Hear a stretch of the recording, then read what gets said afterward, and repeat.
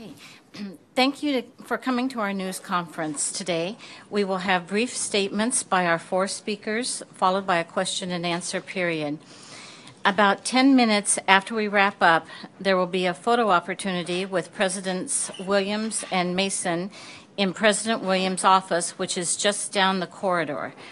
All of the photographers are invited to come along, and we will escort you there. We also want you to know that this event is being live streamed. Later today, the University of Iowa video staff will post a recording of the news conference online. We will now begin the news conference with remarks from President Williams.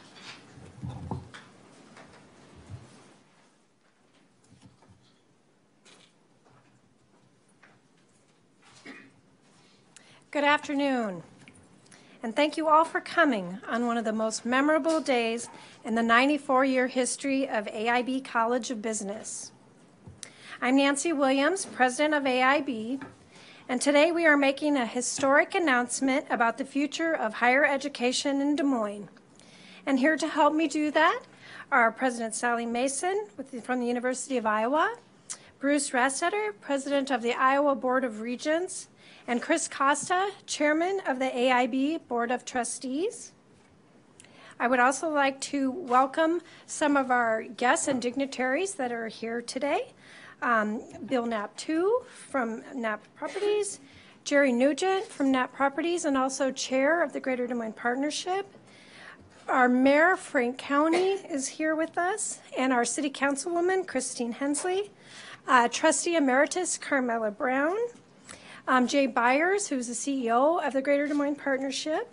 I'm looking out here. Kitty Noble, welcome. She's our Executive Director of the Rotary Club of Des Moines. Am I missing any other guests? Well, welcome and thank you.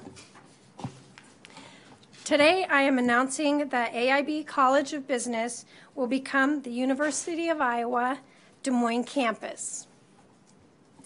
The idea for this merger stemmed from a casual conversation that I had with President Mason this summer, and it grew from there. AIB College of Business is not seeking any type of financial relief. In fact, the college is virtually debt-free and no money is being exchanged. AIB is not being sold to the University of Iowa. We are doing this because it's the right thing at this point in AIB's proud history. My grandfather founded AIB in 1921 as a school that provided quality training and a variety of business skills. But as AIB grew, he wanted it to be a college. And so in 1941, AIB was reorganized as a nonprofit institution. It evolved to junior college status, and in the 1950s, it began awarding associate degrees long before such programs became popular across America with the invention of the community colleges.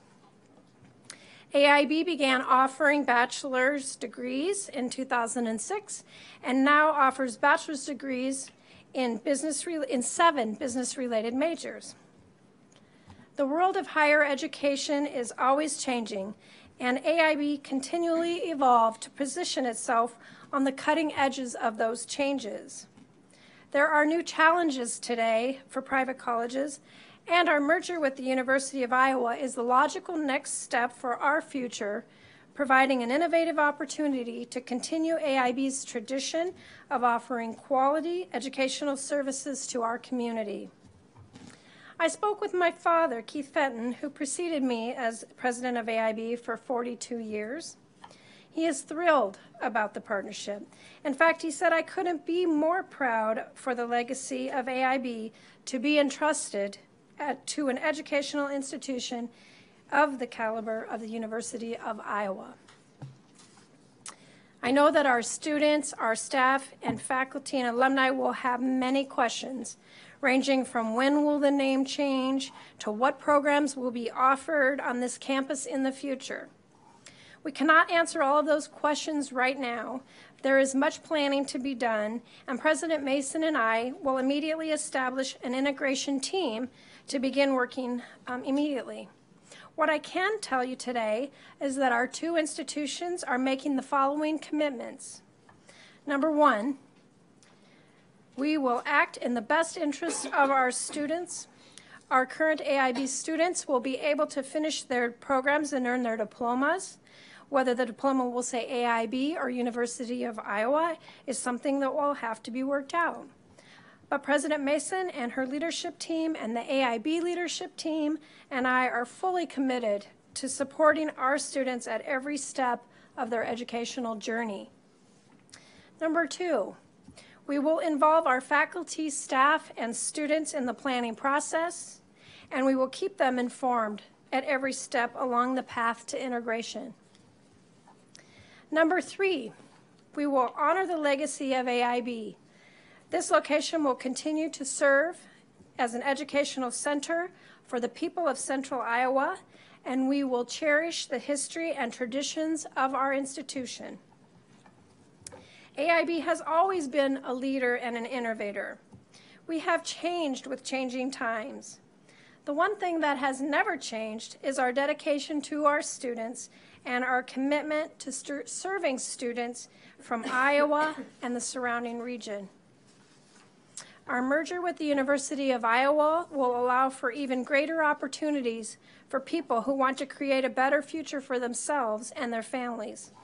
It opens doors to a highly ranked public university that offers bachelor's, master's, and doctoral degrees. The University of Iowa is more than 160 years old, and it will be here long after all of us are gone. Joining with the university is the realization of the dreams and hopes of my grandfather, my father, and me. I could not be more proud than I am today. Thank you. Do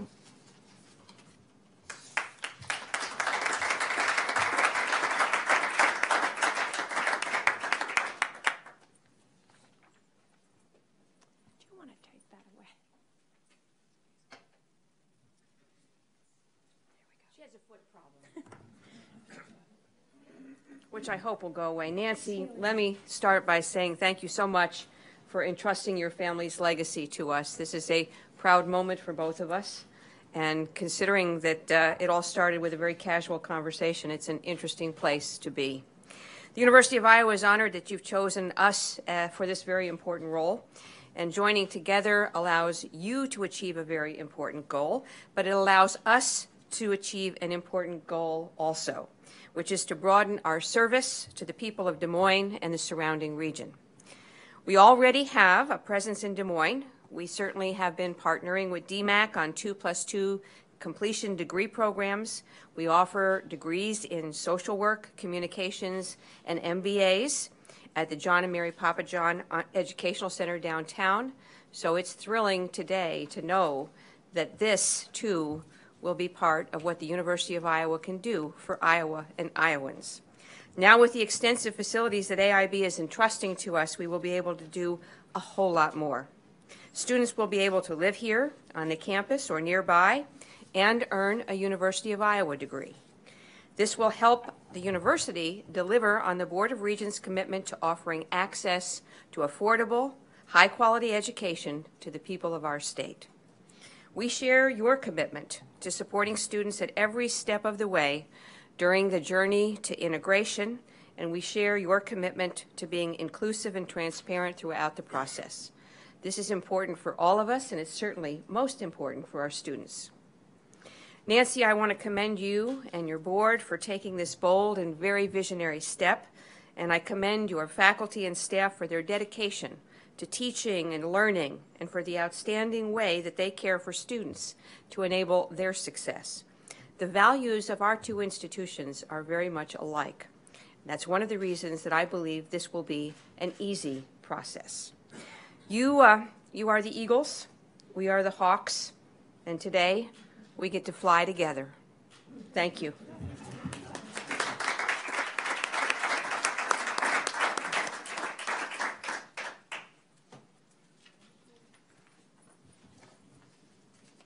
I'm very pleased to be here today as we announce this really wonderful opportunity for Central Iowans and businesses in and around Des Moines. As Nancy said, AIB has served the needs of the business community here in Des Moines and Central Iowa for nearly 100 years. They've had a long tradition of working hard with businesses in Des Moines and Central Iowa and adapting to their changing needs. And I'm excited that we will be able to continue that tradition through the University of Iowa. Industry leaders in Des Moines and frankly across the state have been very vocal about the need for a more educated, specialized workforce, particularly in the areas of nonprofit, management, economic development, big data, and risk management. As the University of Iowa is well positioned to prepare the next generation of employees and future CEOs to help move Iowa's economy along. This has continued to be an effort by the Board of Regents to reach out to businesses. We've encouraged President Mason to do that, and this is a great example of an opportunity for everyone in accomplishing that. I salute President Williams and the AIB Board of Trustees for truly being visionary and combining the resources for a betterment of Iowa students and their families. President Williams, her grandfather, and father all shared a vision of providing access to college education will continue to be realized for students across Central Iowa, with the University of Iowa being here. So I'm really pleased to be here today, Nancy, and certainly want to again commend the board for their vision and the opportunity for business and students in Central Iowa. So thank you.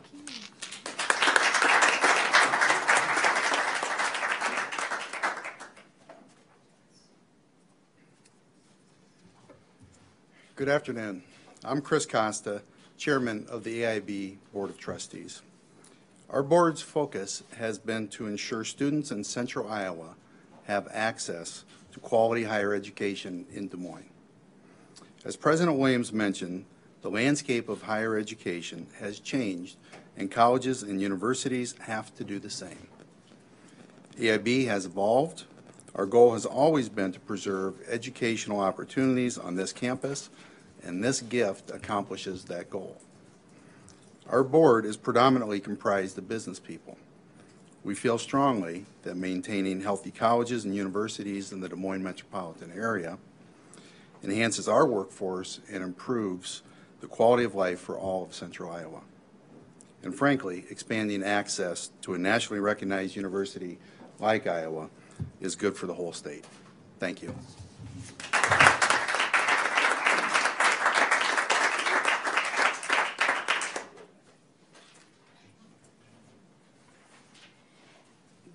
You're welcome to pose questions to our speakers here. We have a little bit of time for questions. So, can you talk, please, about the impact specifically on students, tuition, whether tuition here is or be the same as the University of Iowa, housing, and your athletic programs?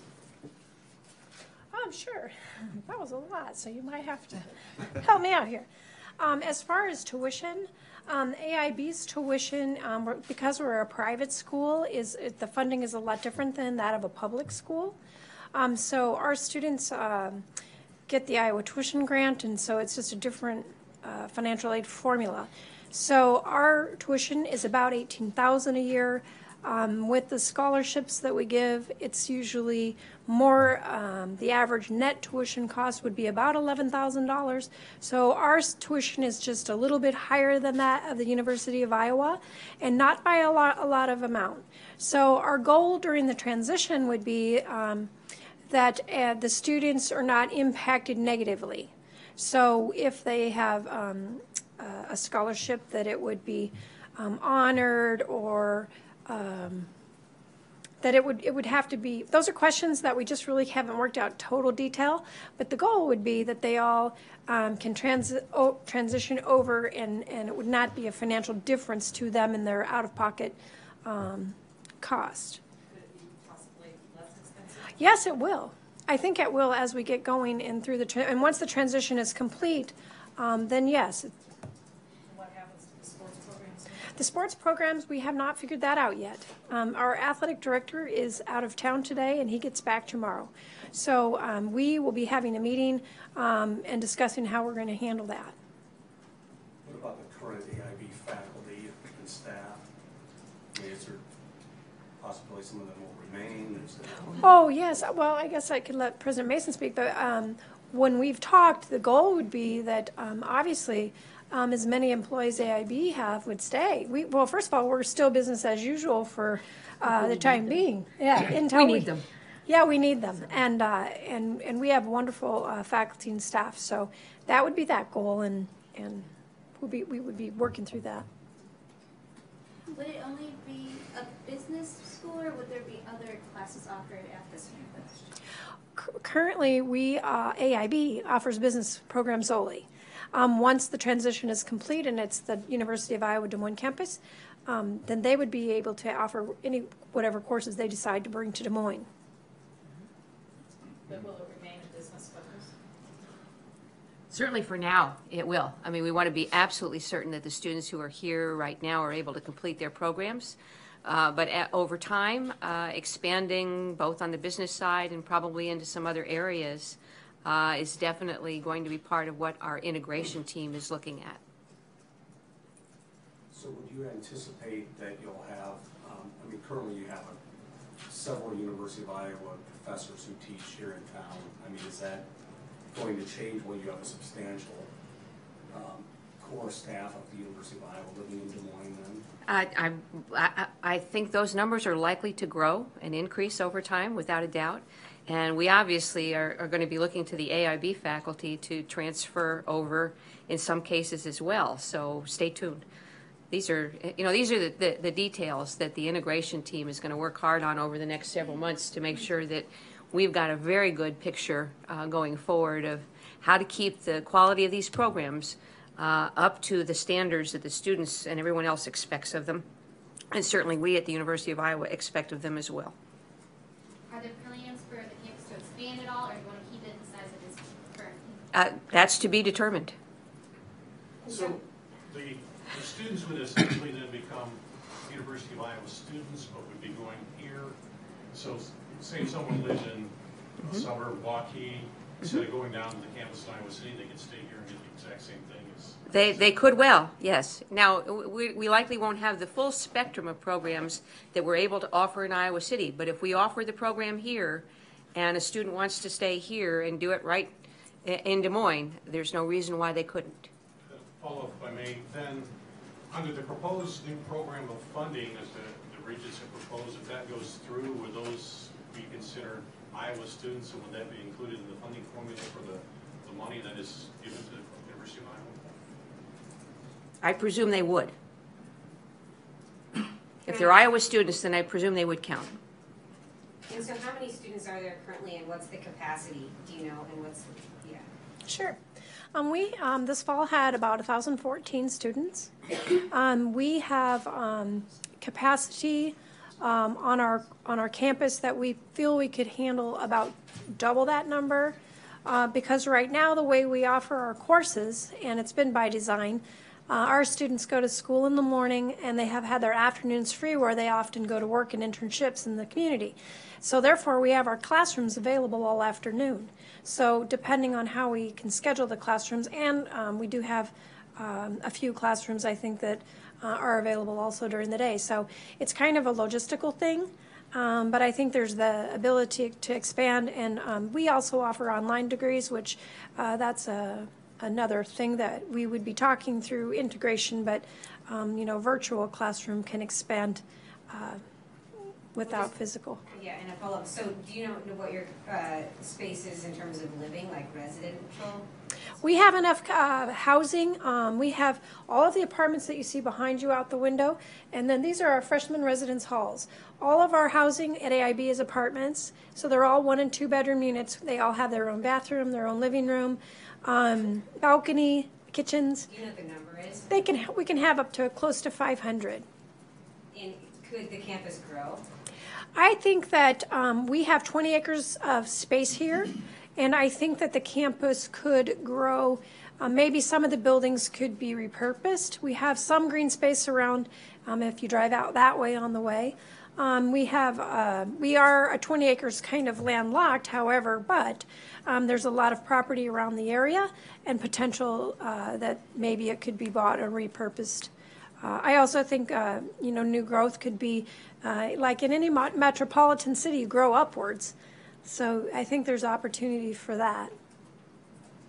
Will the University of Iowa maintain its programs at the Papa John's Center? We will, and likely have opportunities to expand on those now with this opportunity, so yes. Yeah. And we are also growing some great programs with DMAC, so expect to see more of that as well. How did Drake's business school giving up its accreditation this past fall influence the decision at all? No, not a bit. Can you speak to the factors why you guys are entering into this relationship now? Was there one overriding factor, or was it just kind of a evolution? I just think that there's so many factors, and I think it's just the right time. The board felt, and I felt, and I just think it's going to be a wonderful thing for the students of the future, and I can't say one specific thing. Mm-hmm. Can you tell us any more about this casual conversation? What was it? How it happened? Well, yeah, I have two sons that attend University of Iowa. One is a junior, and the other is a freshman this year. And I was in Iowa City for the freshman orientation and walking around the campus. And I had a conversation with President Mason. We had Stopped in, literally, yeah. Yeah, we had been on a board together too, one that only met by conference call, so hadn't really spent time together talking, but we knew each other. And I said, what do you think about this idea? And she said, you think that could really happen? And I said, yes, I think that really could. And then we kind of all get busy with fall and different things, and so we didn't really take back up our discussion until later on in the fall. And when I mentioned the idea to our chairman of our board, who's a very innovating and our board executive, and they thought that might be something we ought to be talking about. And so therefore, we visited. They thought it was an interesting, unique idea. There's lots of literature, articles, a lot of information from the Department of Ed and just everywhere about the value in partnering, sharing resources, and for the future. And I just thought it was a good idea, so I called her back up, and here we are. So how long had you been thinking about this, and what prompted you to even begin thinking about it? I personally have thought about a merger at AIB for many years, just because I'm the third generation president, which is an unusually unique thing. And in contemplating succession planning for myself and where I might want to go in the future, what might be best. And so I have had kind of the thought and some casual conversations with some of my colleagues about that. And so, but not really serious until, as I said, walking around Iowa City, and it just sort of happened that way. How has enrollment been doing year over year? Have you guys been increasing or decreasing? And obviously there's been discussions around higher education and competition getting harder. How's that been for you? For us, we have, in the not too distant past, we became a four-year college. And so our enrollment has actually been going up at a time when others potentially have been going down. And that's, you can find that on the State of Iowa Enrollment Report that the state puts out. From 2012, we had 907 students, I think, or 20. I don't have the number, but this fall we had 1,000. So we've grown in the last 3 years up by 100 students. So our college has just been changing as we've been becoming more baccalaureate. Is there any sort of time frame about when you want to have the details all hammered out? Or is it still really up in the air? By June 2016, we want to have all of this done, but there's a lot of things that will happen along the way. So, for example, students who are being admitted right now for next fall, we fully expect that those will be University of Iowa students. This coming fall. Mm-hmm. So, like I say, lots of steps along the way, lots of planning that needs to be done, details that need to be worked out, but everything completed certainly by June 2016. Would that mean there would be new course offerings and things like that already this fall? Probably. Probably. Again, I'm looking at my provost and his team that are here today because they're immediately going to start this planning process. Okay. Will admission standards change in any way? No. Ms. Williams, what will be your role in this new? You know, that's a very good question, and I was prepared to answer that. I have been the president for 16 years, and so I have my presidential agreement with my board through December of 16. But I fully intend to, since it was my idea, and with the board's help and discussion, that I want to focus on the transition right now. I'm not interested in being the dean or the director or continuing in a campus leadership position here. That is not my goal. So right now, my future would be undetermined. Can I say something about that, though? Because Sure. and I hope Nancy will stay on and help us create the real legacy for the Fenton family.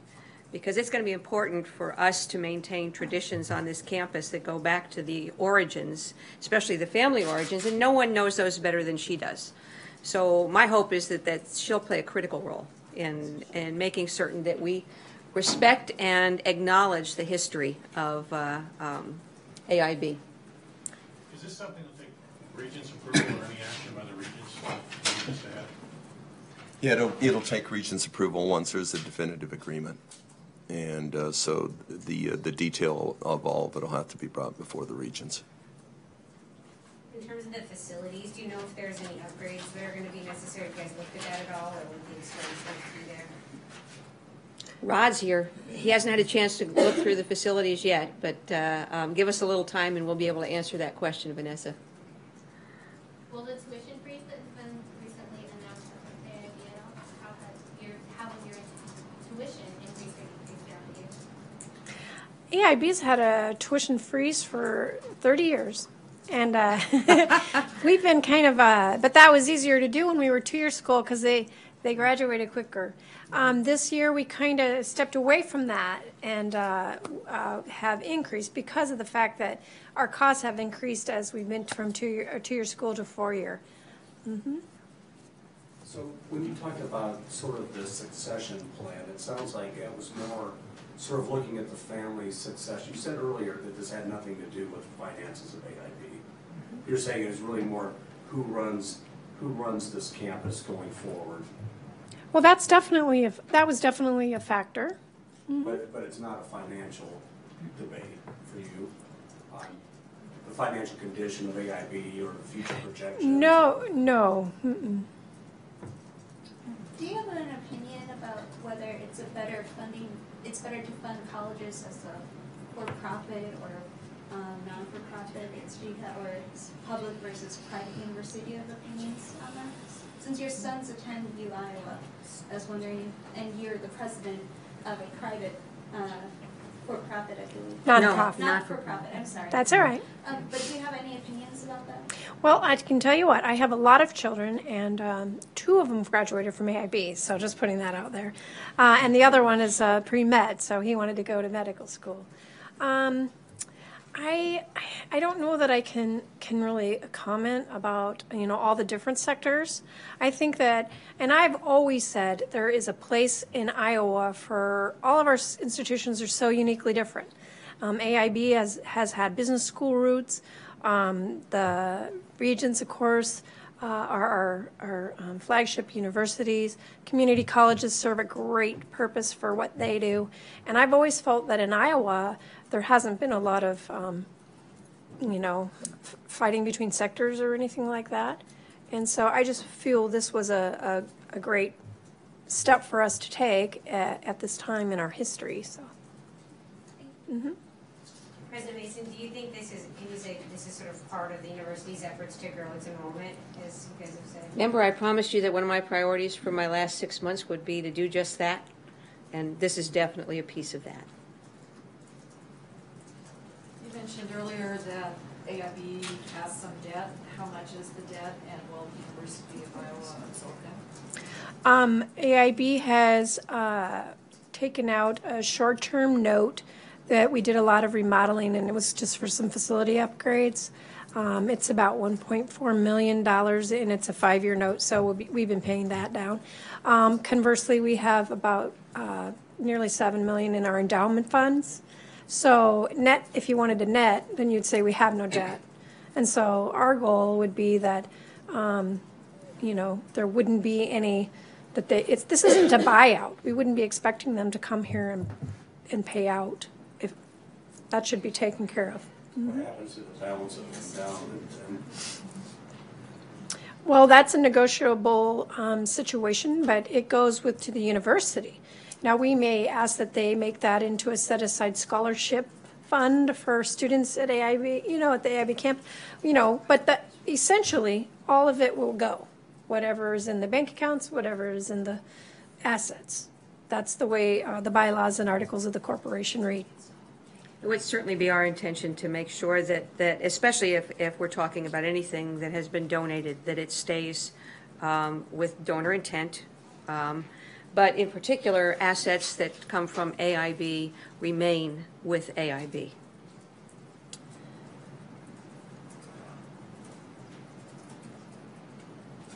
Will it only be 4-year degrees, or will we have master's programs here? We know we have some master's programs already in Des Moines that we offer, and being able to spread out a bit and bring them over here is very appealing.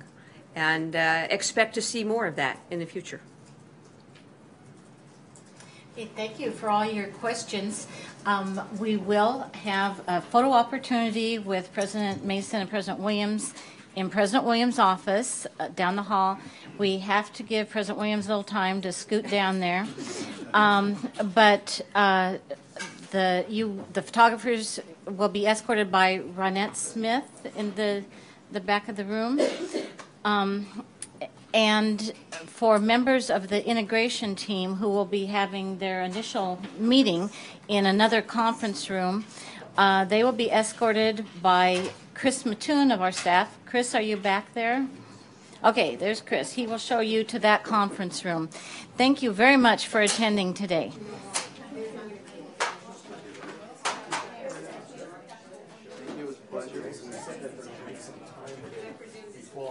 I saw some guys changing his sign when I walked in.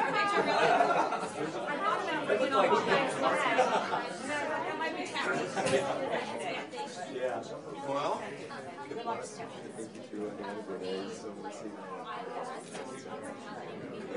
Oh, yeah, I didn't ever answer that question. You asked me that. About 800.